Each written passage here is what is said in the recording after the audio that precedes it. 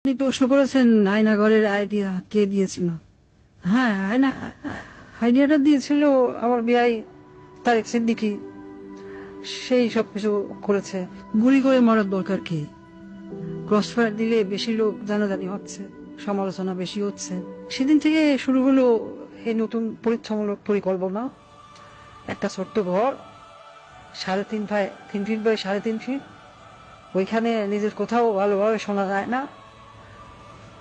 হ্যাঁ, আমরা প্রথমে কিছু বিরোধী নেতাকে তুলে আনলাম, এই বিএনপি, জামাত, ছাত্র শিবির, ছাত্রদল, কিছু সাংবাদিক।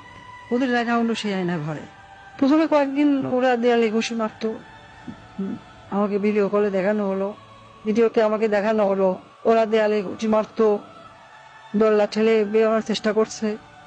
তারপর কিছুদিন দেখি শুধু উপরের দিকে তাকিয়ে থাকে। তারপর এক সময় ক্লান্ত হয়ে শুধু উপরের দিকে তাকিয়ে থাকতো। প্রথম কিছুদিন কেউ বুঝতে পারতো না কতটা সময় গেছে, কয়দিন তাদের আটক রাখা হয়েছে।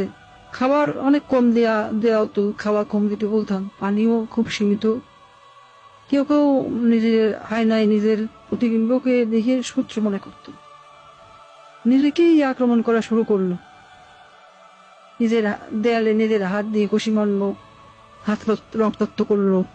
আমার সবচেয়ে সুন্দর দৃশ্য ছিল যখন একজন সাংবাদিক, কি যেন ওর নাম, হ্যাঁ মাসুদ, নিজের নখ দিয়ে নিজের মুখের চামড়া ছিঁড়ে ফেলা চিৎকার করছে। আমার পছন্দ হলো। সারা দেশে আরো বেশ কিছু এরকম আয়নাঘর বানালাম। যুদ্ধপরাধী রাজাকার ছেলে মেয়েদের সেখানে বন্দি করতে বললাম। মাঝে মাঝে দুই একজনকে ছেড়েও দিতাম।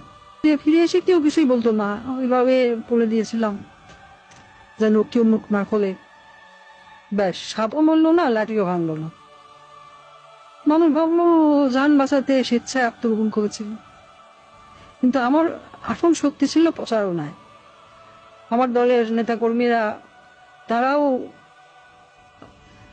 এই ব্যাপারটা বিশ্বাস করতে পারে। সত্যকে আমরা এমন ভাবে ধামাচাপা দিয়েছি, কেউ বিশ্বাসই করতে পারছে না আয়না ঘর আসলে ঘর বলতে সত্যি কিছু ছিল। আমি হাসলাম, কারণ কেন জানেন, একবার যদি সত্য মিথ্যাকে আর মিথ্যাকে সত্য বলে চালিয়ে দেওয়া যায়, তাহলে আর কিছু করার দরকার নেই। মানুষের মনে সন্দেহ ঢুকিয়ে দেওয়াই যথেষ্ট।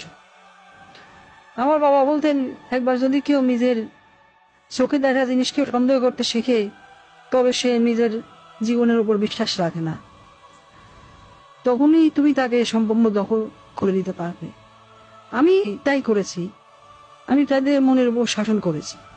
আমি তাদের কল্পনাকে বন্দি করেছি। রাস্তায় আজও মানুষ সন্দেহ করে আয়না ভাড়া বলে সত্যি কিছু ছিল।